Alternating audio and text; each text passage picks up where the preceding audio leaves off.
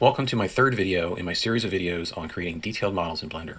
In the previous video, we talked about creating image planes, which is the backgrounds that we use to create our models. And in this video, I'm going to talk about creating the base mesh for your project. The base mesh is a critical part of the project. It is a very simple form of the aircraft or the model. There's no details in it whatsoever, but it needs to be an accurate tracing of the vehicle. So very smooth. Don't use any more polygons or edges than you absolutely need to use. We'll probably have a couple of different parts to this. Again, it doesn't have to be all one piece, but the overall effect needs to be a very smooth, kind of plasticky version of your model. Now for the fuselage, we're lucky in that we have these cross sections here, and these sections correspond to these lines on the drawing here. You can see we've got A, B, C, and they go to 1, 2, 3. Right, so what we need to do is we need to create little tracings of these pieces just in 2 dimensions. So if we go into side view, I'm going to hide the main thing there because we don't really care about it right now. So what we need to do is we need to create these items. Now in order to save time, I've actually already created these paths. There's nothing magical that goes on here. So let's take a look at some of them and then you'll get an idea of what I've done. So you can see that I've created just a path of vertices here. They have a mirror modifier on them and a subdivision. So if you're just looking at the raw thing here, we've got just a bunch of vertexes that go around and trace the path. And it's mirrored, and then there's a subdivision on that just to smooth it out. And you just want to make sure that your path follows the tracing of the cross-section accurately.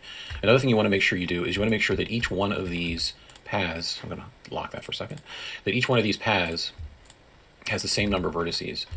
Right, so if you look up here at statistics, you can see that I have 15 or 16 vertices in my mirrored object, and that's going to be true for all of these. They're all going to have 16, and the reason you want to have the same number of vertices in each one is the next step is we're going to rotate these and then we're going to loft them from one to the next, and as long as they have the same number of vertices, the lofting goes pretty easily because you're just going kind of 1 to 1 for each of the pieces.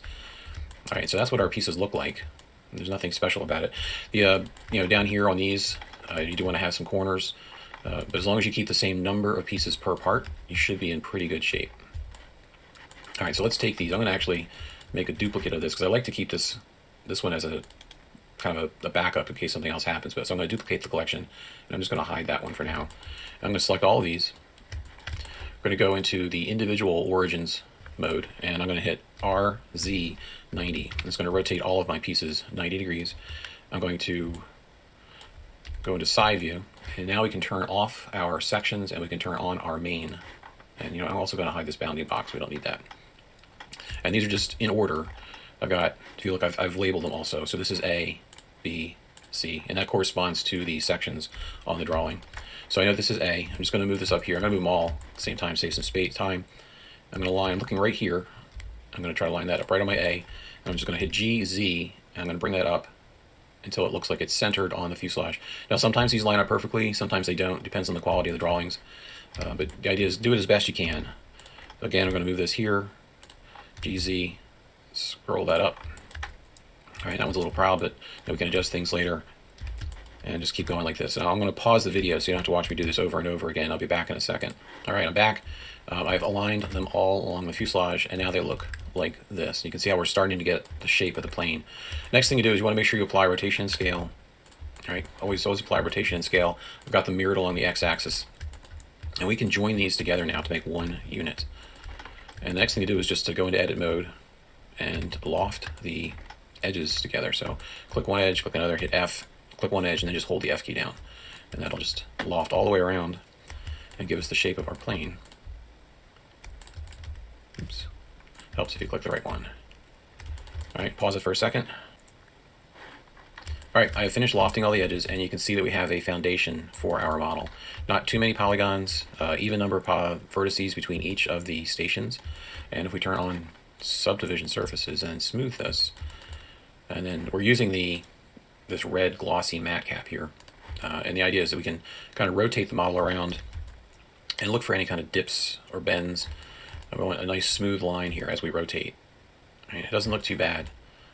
I mean, there might be a couple little bits here and there, but overall we're in pretty good shape at this point. Now looking from the side of the airplane, you can see we've got a nice profile. It fits the shape of the aircraft well. Obviously there's an issue here at the front of the canopy, but we'll deal with that in a minute. And then along the back it looks good. Make sure we look at it from the top and bottom. Does it conform to our image planes? And we spent some time making the image planes good, so Hopefully everything lines up here. In the previous chapter we talked about checking things to make sure everything lines up. Got a little bit of a gap here. That may be a drawing issue. It may be our problem, but we can fix that later. All right, the next thing I want to do is I want to talk about this section here. And to be honest, this is the worst part of the base mesh, honestly, the transition of the canopy to the cowling, because we're kind of fighting things here. On one hand, we want our base mesh to have very few polygons, right? Because the more polygons you have, the more likely you are to have pinching, little dips and things like that. If you have fewer edges, then things tend to smooth out over greater distances. This here is kind of a contradiction, because we want a sharp edge right here, a nice crisp edge, but then the rest of this is very smooth. The fuselage just kind of flows through. So what I found works for me is I just cut this bit out for now, and I make a separate base mesh just for the canopy section. And so what I'm going to do is I'm going to create a cube, and I'm going to put it right kind of on the seam of the canopy there. And I'm going to make a boolean out of this. And what I'm going to do is I'm just going to cut out the section of the fuselage I don't want. And I'll show you what this looks like in a minute. So we're going right to there. And you can see it goes through both sides of the model. And there's another sharp edge that comes right there. Just extrude that forward right to the tip. And that's going to go just like that. So all I've done is I've outlined this panel line cut, right? Because if you think about it, on the real aircraft, this bit of the airplane is really very separate pieces that get bolted onto the airframe. It's kind of like a separate unit. So we're gonna treat it that way in our model as well. I want to make sure I apply rotation and scale to my boolean and rotation and scale to my fuselage, because if you don't do that, you may end up having problems with your booleans later. Now here, let's see, let's get rid of that. Let's hide our boolean for a minute. This is the problem section here. So I'm actually going to delete these faces for now, leaving the two edges, right? Because these are the edges that we created from our drawing. So those we want to keep, but those faces we want to get rid of for a minute. I'm going to double click on those, so I've got them all selected. And I'm just going to extrude them straight back.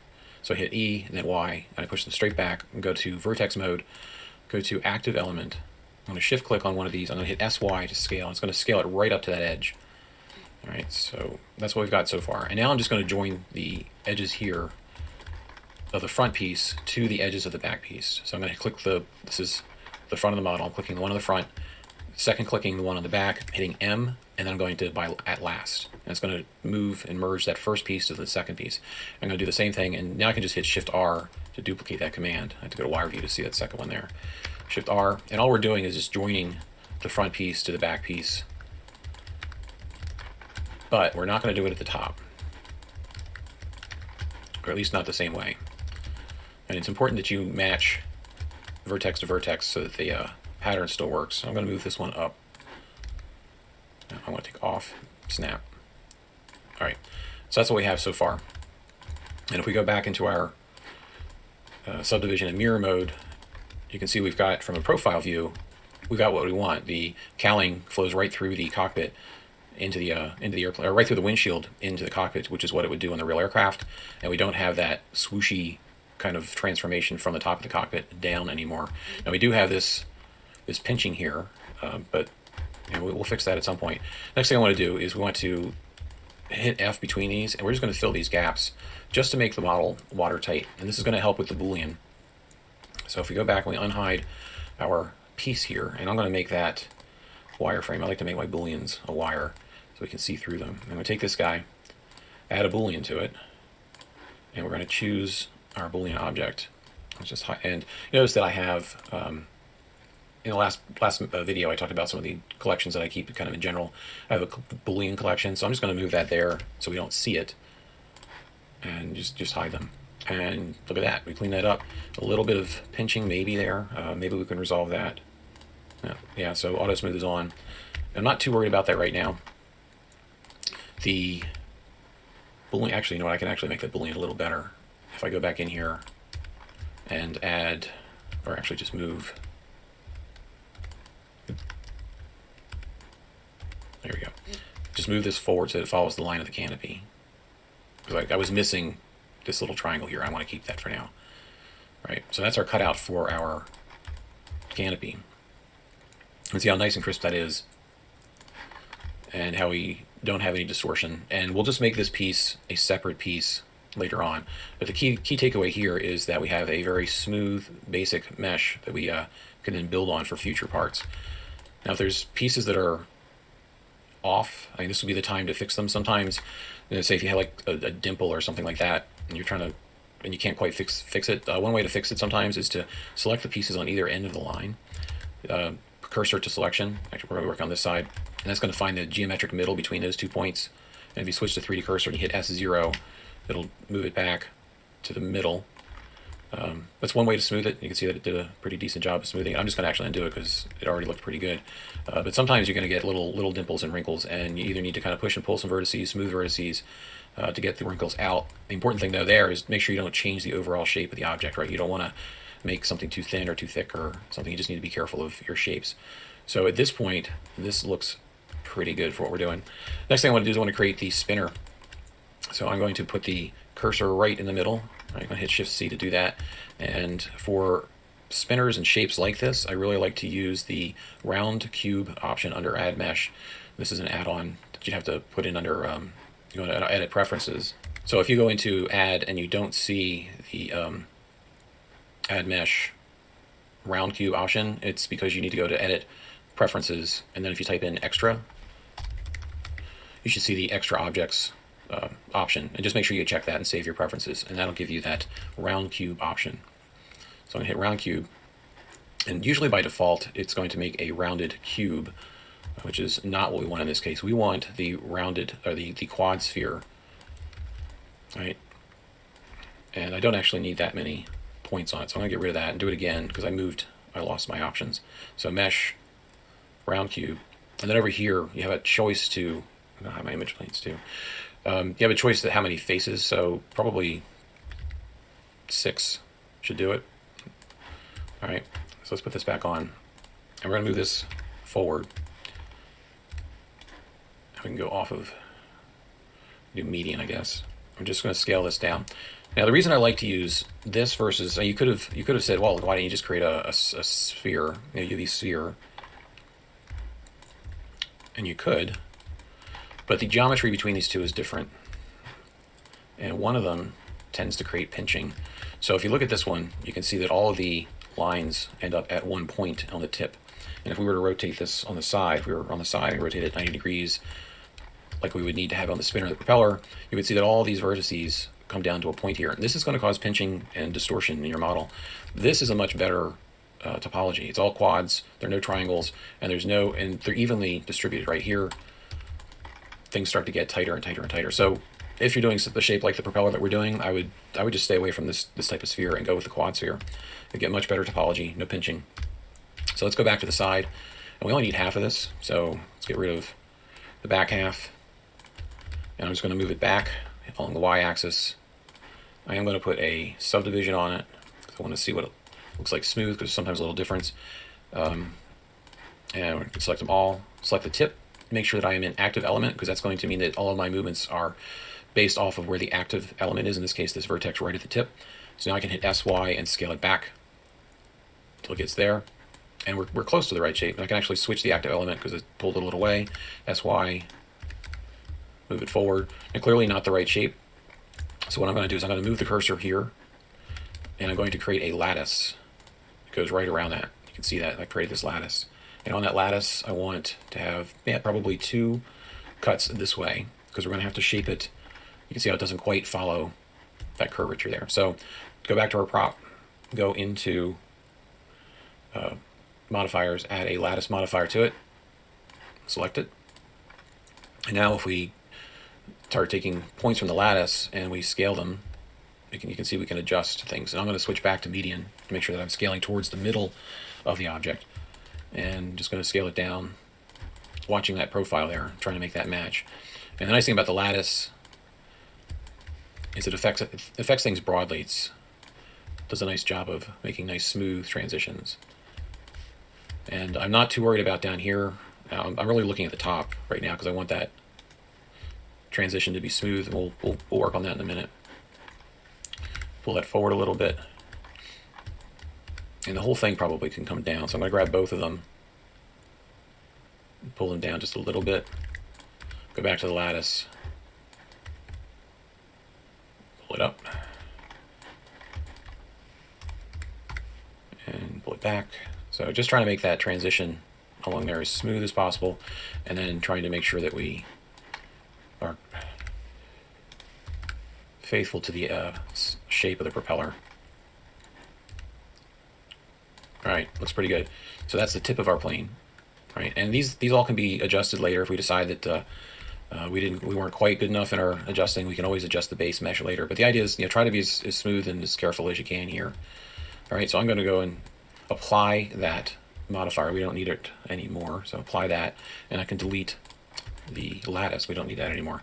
And there are some gaps here on the real plane. This will be a better transition, but we will fix that in a future bit. All right, the next section is the tail section. And we're going to kind of treat this as a separate unit, and then we're going to marry it to the fuselage to create a nice flowing piece for the tail section. But before I actually start doing that, I want to change this mirror modifier. It's been kind of bugging me. It's on the other side. I usually work from the left side, so I'm going to isolate this for a second. I'm going to duplicate, apply the mirror, go to front view, and I'm going to take off everything on the left side, and then I will be happier because I like having the mirror on the left side of the object. All right, so for the rudder section, I'm going to start off with the round cube mesh again. Maybe try 8. The idea is you want to have approximately a good number of, you want to try to match the vertices and edges coming off the fuselage with the vertices and edges coming around the fuselage. So I'm guessing it's going to be somewhere between 8 and 6 divisions that we need on this. Could be wrong. So we can always change it later. But try to start off well. I don't need front and back, so I can get rid of half of this. And we can add our mirror modifier to it. Apply rotation and scale, so it's mirrored. And I don't need the bottom for this either right now. So I'm gonna, we're gonna go with this right now, and we're going to add a lattice to it. Scale that up, move it there. And from top view, I want to just shrink this down x-axis. The nice thing about the rudder airfoil is that it's the same on both sides, and it's kind of like that. And now we're going to take the lattice, and we're going to add a couple of divisions to it. Give us some control. Going to add a lattice to this. And just double checking, notice that my scales are off, so I'm going to apply my scale, rotation and scale, just so that it doesn't affect my lattice. Grab my lattice. And now if I go into edit mode on my lattice, I can start pushing stuff around here, trying to get the shape of the rudder close to the profile. And this is just kind of a little bit tweaking here and there, and you just kind of work your way around back and forth to various bits until you get a nice matching shape. And if it doesn't quite match, that's fine. We can kind of do this in an iterative process where we do one step and we get it close. At some point the lattice becomes horribly deformed and maybe not quite as useful as we'd like it to be, at which point we would apply the lattice and then kind of start over again, pushing and pulling things. You could use proportional editing to do this if you wanted to. I like the lattice for this work here at least. We'll probably use proportional editing later when we're fine-tuning it. Right now I just want to get that general shape. Now you could build this piece just by pushing and pulling polygons, maybe start with the cube and sculpting it down. The reason I like to start with that round cube is that it's going to give us nice edge flow when we're done. So if I go into here, you can see that the edge flow of the cube follows the edge flow of the rounded sphere, or the cube sphere, quad sphere, flows nicely. And if let's say we call this done for now, like first version here on this rudder profile. If I apply that modifier, the lattice modifier, let me get rid of this. You can see that our rudder has a nice edge flow on it. And if we'd started with a cube or some other shape, that might not have happened. So it's one of the reasons I like starting with the quad sphere, is that it gives you a nice topology. And we'll do the same thing with the wings and the elevators, so we get this nice edge around the corners. If we go into wireframe, I'm going to turn on a subdivision surface too, because that's going to change the shape a little bit. So now is a case where I might use proportional editing. So I hit O to turn that on, and I'm just going to kind of tweak it here and there to get my profile a little tighter. You know, that lattice was good for moving lots of stuff in concert with each other. It does nice smooth transitions from one section to the other. Using proportional editing, I can use my scroll wheel to change the size of my fall off. But I'm just kind of trying to get a general, like maybe a smaller, finer bit of control here just to get these edges. And this is a real iterative process. You just kind of keep working your way around the bit. And each time you go around, you get a little closer to being right. You don't want to, there's no way to really, it's hard to get like one piece done and then move on to the next piece and be completely done because of the way the subdivision surfaces work. You know, if I move this, it influences the stuff above it and below it a little bit. So there's always a little bit of influence of one piece to the other. So that's why I think it's a good idea to kind of do a triage approach here and just kind of work your way around a little bit at a time until we get a decent profile. All right, that looks pretty good from there. Top view, so far so good.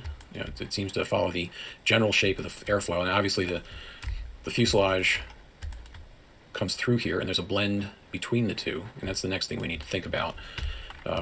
So let's take this bit here, and I'm going to turn off subdivision and Boolean for now, and I'm going to bottom view. And if I extrude this out down to here-ish, I guess, and I don't need that anymore, I'm going to go back to active element. I like that because I can control where I, scale to. I'm going to scale it along the x-axis so that it follows the contour. Unfortunately, we didn't have a section of the aircraft right here at the rudder joint, so we're going to have to kind of interpolate that based on the drawing. So that looks good enough for now. And then we need to obviously pull it up. So I'm going to select the top vertex there, and I'm going to scale in the z-axis. And that should give us a good extrapolation back to the tail. And maybe we'll also scale the top down a little bit so that it follows this line better. So obviously it shouldn't shoot straight up there. So just looking for a nice blend here that goes through there. All right, so far so good. We have our rudder, decent topology, and we have that little bit that we now need to blend these two things together. So I'm going to take this bit here, and I'm going to just duplicate it for now, make it its own piece, and I'm going to hide the main fuselage just so I can focus on this, and then we'll reattach stuff later. But this way I'm kind of working on a little separate piece, and I don't have to worry about messing up my base mesh that I'm already pretty happy with. So let's take a look at this. So take these off, because I don't want to work in subdivision mode right now. All right, I got all that off. We don't need the Boolean. And now we just need to figure out how we're going to combine these two pieces together. So obviously we need a couple more edge loops here. So we got, well, we can move this one. Now if I hit GG, it's going to move along the normals. And that way it's not going to stretch it too much. And we want, I'm trying to think here. Right, I'm thinking I have a little bit too much geometry here. So I'm going to delete this one. I'm going to GG to move this one up. And what I'm trying to do is I'm trying to cut out a section of this so that they kind of mate together. And I'm going to GG that one up too. All right, so there's obviously some faces in here we don't need anymore. So I'm just going to get rid of these. I'm going to leave that one. All right, get rid of those. They're kind of duplicate. And we need enough lines here in our piece to match up with those.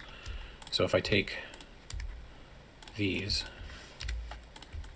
they're actually not the same piece. I'm going to merge these pieces together so we can start joining stuff. Control J, merged. And I'm going to take this bit, snap it to there, this one to there, that one to there. Don't need these. All right. Maybe we'll leave that one for now. I'm going to move that one to there, just snap it in. And I'm going to create a face here, even though it's going to be ugly, just so I can visualize what's going on there. And let's see, we'll snap that one down to there. And these all have to come out, obviously. We want a nice transition between them. So move that out there. And we'll smooth these things out. I'm just trying to move these to the one that makes the most sense here. So do we have... Yeah. Move that one there. Did I do that wrong? This image plane's driving me nuts. Alright, so I want this one to go there. These I'm just going to drive back a little bit just so I can see a little better. So that one obviously goes there. And that one goes there. Alright, we're getting there. I have a few extra faces here. We don't need that one. And I got a little straggler there. Don't need this. Alright, so it's starting to take shape. Depending on how good you are at seeing things in 3D space, I always kind of struggle for a little bit until all of a sudden it's there, as to what goes where. Now we have some, obviously we have some vertices here that don't have mates on the other side of the rudder. That's fine for now. I'm going to add a couple more vertices here, or a couple more edge loops. I'll put one right there, and we need 2, 3 more. And I want these to be up here, so I'm just going to snap them up there.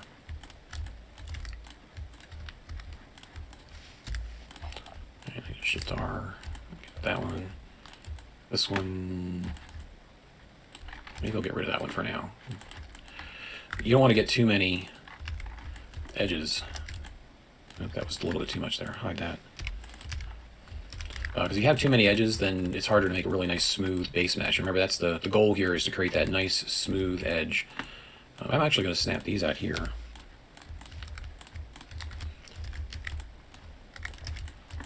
And we don't need that, and we don't need. See what happens if we get rid of these faces.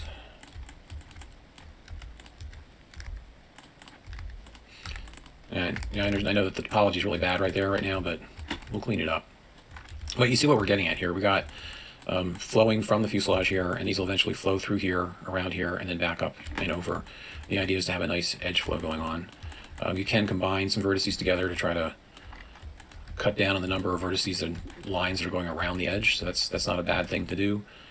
We could do, for example, we could take this one, and this one, merge them at the center there, take out that edge, and now we've got a quad. That's good. And so I think I'm going to pause the video for a bit so you're not watching me push and pull points, and I'll clean this up, and then I'll go over the topology when I'm done.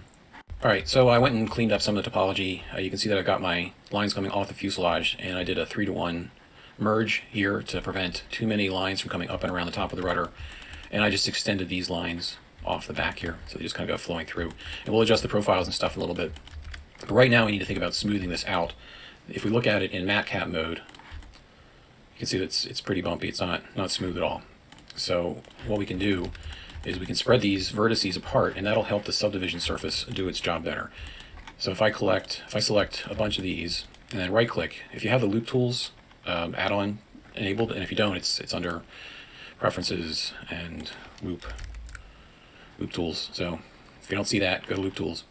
So if I right click, I say loop tools, and then there's a space function. This is going to space the vertices or edges apart from each other in a nice smooth line.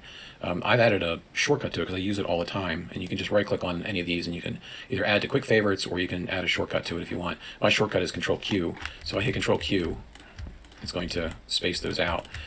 So having a shortcut certainly makes things go faster. You can also do it across edges. So if I select a bunch of edges, and sometimes it's faster to do it this way, select a bunch of edges, and then Control Q that. Sometimes it works, sometimes it doesn't. I should have done it this way. That would have been the smart thing to do. So grab a bunch of these. There we go. All right, so you can see how that starts to make the flow nicer. We're going to do the same thing here. We're going to grab these, Control Q these, smooth them out, space them out. That'll help with the smoothness. And it's not going to change the profile of the curve. The tool moves the vertices along the normals. It's not like you're scaling them together. You're just spacing them out along the normal flow of the line. So you take a look at that. You can still see there's a big dip there. Sometimes it's hard to see exactly where the transition is. And if I turn off subdivision and I take a point and a point and I hit F to add a line, you can see how big a deflection there is between these two vertices. One way you can do to kind of smooth things out is I can turn on snapping, go to edge, and now if I take this vertex, I can snap it to that edge, and that's going to give me a nice straight transition from here to there. And of course I want to delete that edge when I'm done, so delete edges, and I want to do that a couple times. I'm going to maybe pick this one and this one, hit F to give me that guide between the two. Maybe that's too far. Maybe I want to go from here to here. And we're going to snap again. I'm going to put those there. That's going to give me a nice transition. All right, you can see that's already starting to smooth out a bit. And a lot of this is just kind of looking at it from different angles and saying, does it look smooth or not? And you can use Sculpt Tools to do this. You can do what I'm doing here where you're snapping to edges. There's a whole variety of ways to clean these things up. If I have a point that's way off on the side like this, yeah, it's I want the flow to be smooth, so this one's way out, but I can't just move it forward because it's going to change where it is kind of depth-wise on the model. If I just move it along the y-axis, what you want to do is you want to hit the G key twice, so Gulf, GG, and not with magnet on, GG, and that'll slide it along the normal for you, and that'll let you create a nice flow of lines this way. It's important to have nice, smooth transitions. So what I'm going to do now is, again, I'm going to pause the video, and I'm just going to clean this bit up, make it nice and smooth. All right, I'm done with at least that phase of smoothing things out. I just used more of the spacing technique that I just showed you, and then sometimes I would do a smooth vertex if I grabbed a whole bunch of these and hit smooth vertex that tended to take out some of the little bumps and bubbles. Next thing to do is put the modifiers back on, and we need to recheck our profiles because we move things around. You can see that with the influence of this bit of the tail, that curve isn't right anymore, and we've lost some of our edge definition there, and some of that's the smoothing that we did, and some of it's just the effect of the mirror that's going on. So we want both of these turned on while we work so we can see what we're doing. And I'm going to circle select a bunch of these. Maybe I'll just box select them and go into turn off magnet. Don't want that. Proportional editing is on, and we're just going to start pushing points again to get our shape the way we want it. I think I want to make that a little bigger. And you don't want to make big movements here because remember, you're only moving things along the Y and the Z axis since we're looking at it from X. So if you moved at a large distance, you would probably distort your model just because you're only affecting it in 2 of the 3 axes. So just small movements here, certainly using proportional editing so you keep that smoothness going on. And we're just going to kind of go around the shape. And I'm not gonna do this bit here. This is kind of a trim tab on the plane, which will be a separate piece. So I'm really just following the curve of the underlying rudder, because that's the important bit here. And yeah, we'll add that detail later. Remember, this is not a detail phase of the project. This is a general shape, nice, smooth, flowing lines, making sure that we follow the contours of our image planes. All right, so that doesn't look too bad from the side. Importantly, we have nice edge flows, right? We have quads, we have lines that follow the shape of our object. This is going to make the shape, overall shape, smoother. It's going to reduce the risk of pinching. And when we use this later as a target of a shrink wrap, it'll ensure that our underlying object is very smooth and we get nice conformity to the underlying mesh. So let's take a look at it from the top, see how it looks. Now the rudder is too thick in the tail. We need to scrunch that down a little bit. Remember, the top drawing is not our best drawing, so I'm going to look at it from the bottom. Take a look at the fuselage. Now this is going to get tied into the other piece, so I'm not worried that that looks a little wide there. But here, it still looks a little wide, so what we're going to do is we're going to select everything. Maybe just select the center line. Move the cursor there, so we're on the center. I'm going to add another lattice, scale it along the Y, and we're just going to use this to tweak our shape a little bit. So add the lattice modifier, try again, add lattice, there we go. Select it, and now we can go in here and kind of squeeze, I don't need proportional on, squeeze it in, right? And like we did before, you probably have to go back and forth a couple times to get the right shape, because this, moving this point affects points down there as well. So it's kind of an iterative process. We kind of work our way back and forth across it, making smaller and smaller adjustments each time. And let's take a look at it from the top. Remembering that the top drawing isn't our best drawing. And it's kind of hard to tell exactly where things are here because we don't see the elevators intersecting. So what's probably going to happen is we'll put the elevators on, and then we'll again adjust the basic shape using a lattice again to try to fine-tune the shape. But for right now, this is not a bad start. It looks okay there. It looks pretty good from the side for sure, and the bottom is certainly okay for right now. So let's apply this lattice. I didn't realize I didn't have the lattice going all the way through the bottom. Well, that may or may not be an issue, but like I said, we can fix these things later as we get more and more information. So let's unhide our fuselage. So this is our fuselage base mesh that we took a chunk off the tail, and there's our tail assembly. So I'm going to select this part of our base mesh, and we don't need it anymore, so I'm going to get rid of that. And because we started with this as a copy of this, let me turn this off for a minute, we're guaranteed that our vertices are going to line up. Right, so I can, in object mode, select one, select the other, hit Control J, and I'm just going to turn off. And I did it in this order. I did tail first and then fuselage. That way we retained our Boolean on the fuselage. And here I want to go into side view, and we'll see if we can merge by distance. So hit M, merge by distance. I only like to pick up two, so I have to see which ones we did. So I'm just going to go M at center, oops, M at center, like I said, and I'm just going to do that down here. And I'm just going to merge the two bits together, giving us one fuselage. All right, so a little heavier in the density of our points toward the back, but we've got some shapes to take care of there. Let's do another check. Going into side view, our fuselage still, that fillet looks good along the bottom edge of the elevator, or the rudder rather, and it curves around nicely. Maybe move that a smidge. Yeah, like I said before, these things can be moved around later. The idea is you have good topology and you have a good base mesh. Moving things around a little bit to fine-tune them is not that big a deal. So it just looks a little bent to me there.